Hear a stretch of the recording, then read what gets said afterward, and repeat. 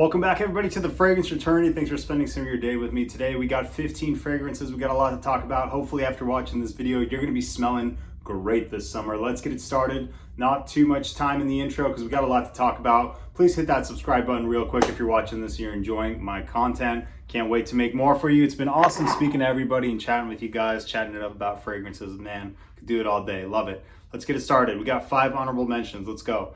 Hollister Canyon Escape is going to be the first of the honorable mentions.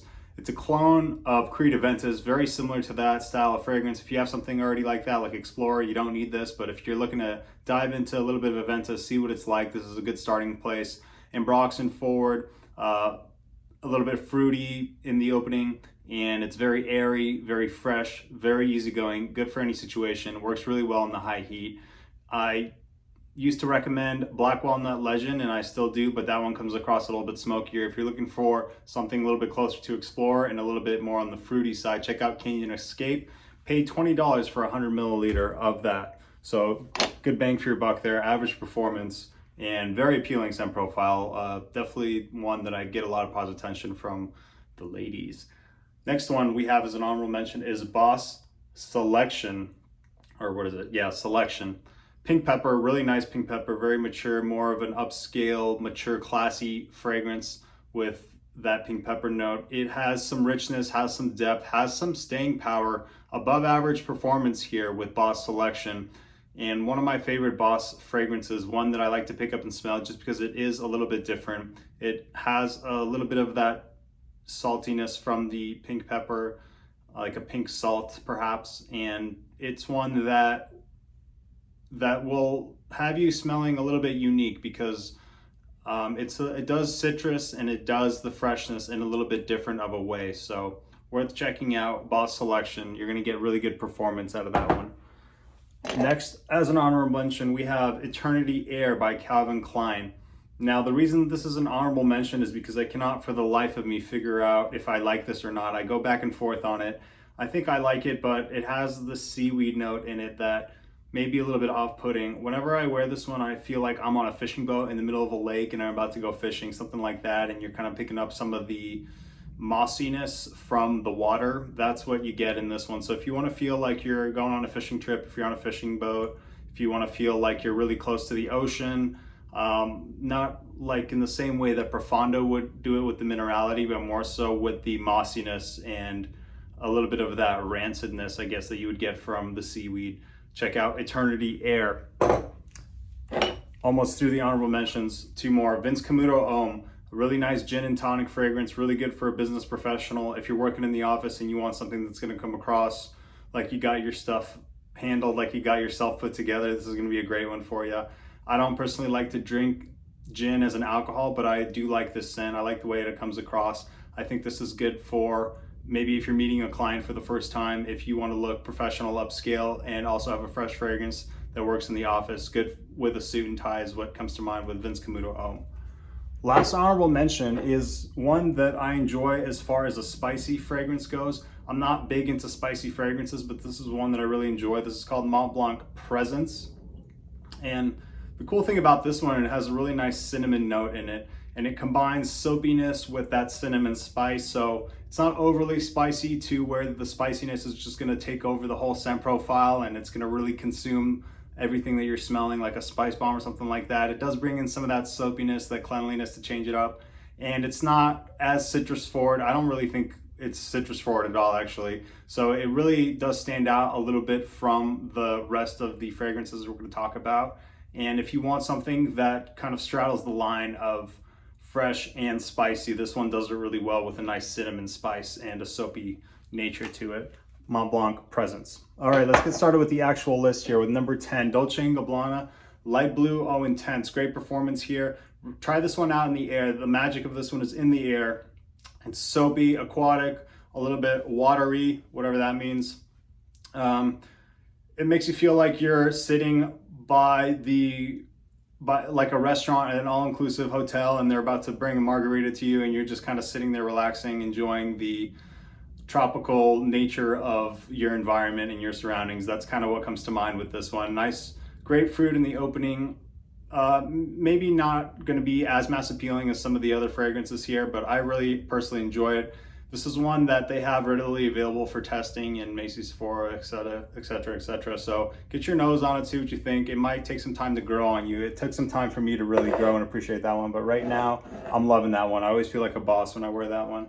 Next one up on this list is Prada L'homme Rossa Carbon. So basically this is Sauvage for people that don't want to wear Sauvage. This is a cleaned up version of Sauvage ADT. Nice lavender forward nature here. Kind of rounds off the edges of the embroxen harshness that is Sauvage ADT. I don't smell black pepper in here, so I think that they removed that pepper spiciness. Really great first impression type of a fragrance. If you are going to be meeting someone for the first time and you want something that you really can't screw up or you can't go wrong with, you know that's just going to work. Prada L'homme Rossa Carbon is that for me. I get above average performance with this one. Really appealing, can work in the high heat, great for summer, a great signature scent. I think this would be my signature scent if I had to classify one right now. Love Prada L'homme Rossa Carbon. And I like Sauvage too. Next one on this list is Prada L'homme. I've talked about this one possibly too much, but it's good enough to where I'm comfortable to bring it up again because I think you really should know about it. Really nice iris fragrance for men. Doesn't come across too feminine though, just comes across clean more than anything. If you go to your bathroom sink and you have a bar of soap, if you're one of those people that still uses a real bar of soap and it's not scented in a specific way, possibly smell that bar of soap and you're gonna understand what Prada L'homme smells like because that's the closest thing that you can compare it to.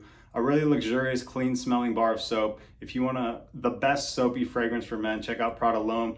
Also in the summer, Prada L'homme Low would be a really good option. I don't have Prada L'homme Low, so for this list I'm going with Prada L'homme. And I tend to usually like to start with the original of the fragrance before diving into the flankers so that you can really get to know the line. So for now, I just have Prada L'homme. I've been really loving it though. Anytime I want a soapy fragrance and I want a really expensive smelling designer soapy fragrance, like the higher tier of designer soapy fragrances, that's going to be the highest tier. Next one is one that we all love. We all love this one, right? We know this one. Aqua di Joe Profundo. So it doesn't have to be Profondo, but some iteration of Aqua di Joe should be in your summer rotation because it's just so damn good. This is the best selling men's fragrance in the US, I think, of all time for good reason. Not specifically Profondo, but Aqua di Joe, the original. You could go for the EDP if you like the original and you just want something with a little bit better performance. The scent profile is very similar to that one. I heard there's a new Parfum, which is interesting. I have not checked that one out yet, but from the reviews that I've read online, it seems to be positive. If you can scoop up Profumo and you want something that's going to be a little bit better for the evening time and it has a little bit more mature, more of an incense type of a smell, go with Profumo. If you're like me and you like the minerality of this one, you want that sea breeze saltiness. If you enjoy the sort of, I guess, Coliseum-esque type of a smell that this one brings, it does fresh fragrance in a different way. It's not a citrus bomb, it's not a lavender bomb, it's a mineral, rock, sea breeze, ocean, aquatic type of a fragrance. I really like it. Slightly below average performance, but the scent is so good that I don't even care. I'll spray more of it. Get the big bottle of it because you can't really overspray it and the performance isn't great, so you're gonna have to use a lot of it. I ran through about half of this real quick. I think I bought this last summer and I was using it a lot. So Aqua di Joe Profundo, love it. Try it out though, because I have heard that people don't really like the minerality and that can turn some people off from it. And I can definitely understand that because that is a little bit of an acquired taste. So be aware of that. The next one on this list is possibly not really a summer fragrance. I would say this one is more for summer nights. YSL EDP. So thankfully where I live, it doesn't really get that hot or that cold. It kind of stays around a 20-ish degree temperature range, which I know is not going to be the case for most people. I'm very blessed in that way to live in the west part of Los Angeles where the weather is more or less the same. You can really wear whatever you want throughout the whole year. But for everybody else out there watching this, I would say wear this one at night or wear this on the summer days that aren't super hot, because the sweetness in here, if you're wearing it in a 90+ degree day, yeah, you're pushing it there with the sweetness and the cloying factor. So just be aware of that. But the performance on this is incredible. 12+ hours, one of the best performing fragrances I've ever tried.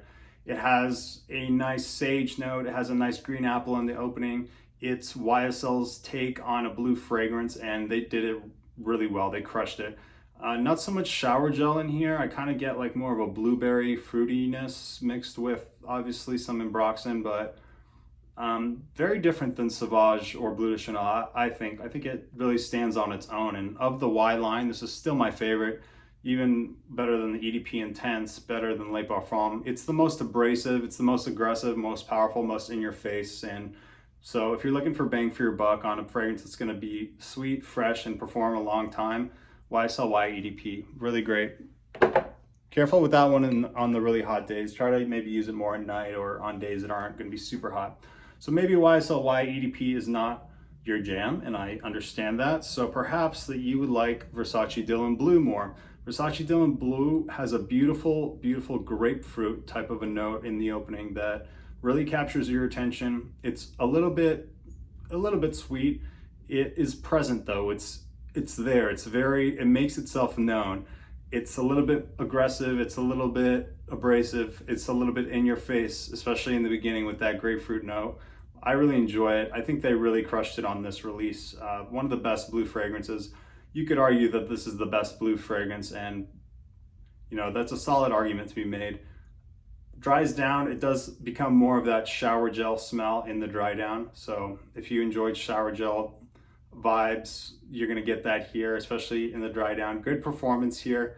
You should probably already know about this one if you're watching my channel, because this is a very popular men's fragrance. Excellent quality, and you can get this one at a decent price. It's like more in that mid tier of the designer pricing. So Dylan Blue, if you want a nice shower gel, grapefruit, strong, kind of aggressive blue fragrance, check out Dylan Blue. Really like that one.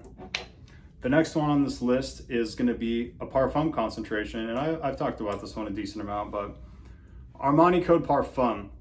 So if you like the Armani Code Tonka Bean DNA, if you like that sort of makeup of a fragrance, which I really do, makes me feel really classy, makes me feel elegant, like upscale.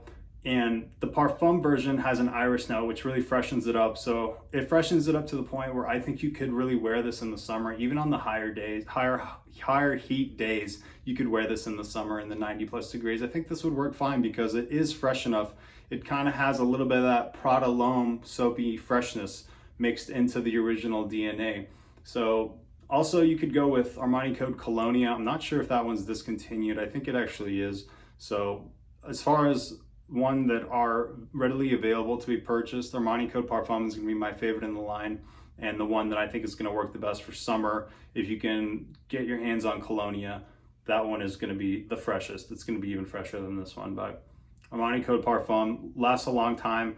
Really, really expensive smelling, upscale, classy, nice tonka bean to add some maturity, add some character. So it's not just an iris bomb, but also, if you own other fragrances in the Armani Code line, then this one might be a little bit boring to you, might be a little bit uninspired, but if you're like me and you were just shopping around for this and you didn't own any of the others in the Armani line, this may be the one you want to go for. So get your nose on it, try it out, let me know what you think. If you like iris fragrances for men, chances are you're going to like Armani Code Parfum. Okay, a couple more here. Chanel Allure Homme Sport. So you can either go with this one, or you can go with Missoni Wave if you want something more affordable, or you can go with the Eau Extreme. I know a lot of people like the Eau Extreme. I like the original Chanel Allure Homme Sport just a little bit more. So it combines freshness with a blend of creaminess and a blend of kind of thickness from the creaminess. And I really appreciate the fact that this fragrance has so many layers. It's almost like a niche fragrance in the designer world, in my opinion, because it does have so many layers. It's got that freshness, Allure Homme Sport layer that we kind of think of in our minds, the Versace Pour Homme, Missoni Wave, that fresh aquatic nature to it, right? But then it has a little bit of the creaminess from I believe the tonka bean in there, and that just adds a whole nuance to it that makes it more than just another fresh fragrance. It gives it some character. It's what really makes this stand out, and what really makes this such a beautiful art piece. I really consider fragrances pieces of art, and beauty comes in many forms, and this is one of the forms that it comes in, is Allure Homme Sport. I wish the performance was a little bit better. You're going to be always paying a premium with Chanel fragrances, but you get what you pay for, and the quality is there. So this fragrance has been out for a while, but People still rock it, people still wear it because it's very, very good. Chanel Allure Sport, the original. Next one is my current favorite blue fragrance. This is Ralph's Club Parfum. Ralph's Club Parfum. This is great for a working professional in their mid-20s, in their 30s, maybe even into the 40s. I think this one just really resonates with kind of where I'm at in my life and age range and maturity type of things. You know, don't get me wrong, I'm very, very immature, right? Don't let my fragrance fool you. But as far as for this video, the way I'm trying to describe this, let's go with that. So Ralph's Club Parfum is a huge improvement over the Eau de Parfum. It's got a nice little sweetness in there. It's got some of that blue fragrance shower gel and Broxton vibe, but it has a depth and a richness and a maturity to it that is unmatched for me. This is very strong fragrance too. It's very powerful. It lasts a long time, especially if you put it on your clothes. You're going to be smelling it on your clothes for a week.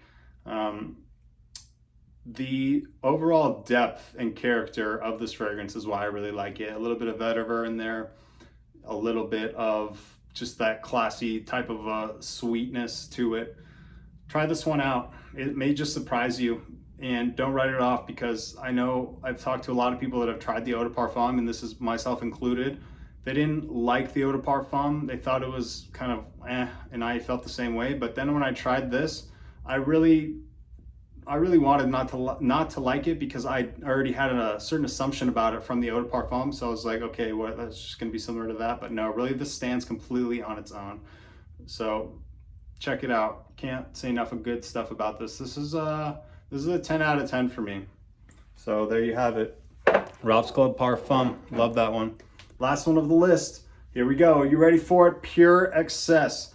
Now, I wouldn't necessarily call this a summer fragrance, just because it doesn't really fall into that freshness level that so many other ones of these have. But again, as I mentioned, I live in an area that doesn't get super hot. But let's say you are in an area that's super hot. I still think you could wear this in the heat. I was trying it out before the video, just thinking, like, could this work in high heat? I think it could. Let me know what you guys think. Do you guys think that Pure Excess would work in the high heat, or is it too thick? Is it too boozy? I'd love to know what you think about that, what your thoughts are. But for the sake of this video, let's say that it's good for that. And it's very unique. It's one in your collection that'll really stand out. Doesn't really smell like anything. Oftentimes I'm finding myself comparing other fragrances to Pure Excess as a base point. So it's boozy, a little bit sweet, a little bit of a depth to it, and it may surprise you. This is one that had to grow on me. I didn't love it at first, but the sort of richness and thickness that it brings to the game and the unique scent profile is the reason why I really, really like it. And especially in the evening times in the summer, if you want to stand out, rock Pure Excess. I'd be really surprised if anybody else was wearing it. So that's it for today. 15 fragrances, a lot to get through. I hope you guys enjoyed it. Let me know, what do you think about wearing Pure Excess at night? And what do you think about, let me know also your favorite fragrance to wear in summer nights. So if you had to pick one fragrance just to wear at nighttime in the summer, what would it be? Thanks for spending some of your time with me today at the Fragrance Fraternity. Can't wait to make more awesome videos. The support has been tremendous. I appreciate each and every single one of you.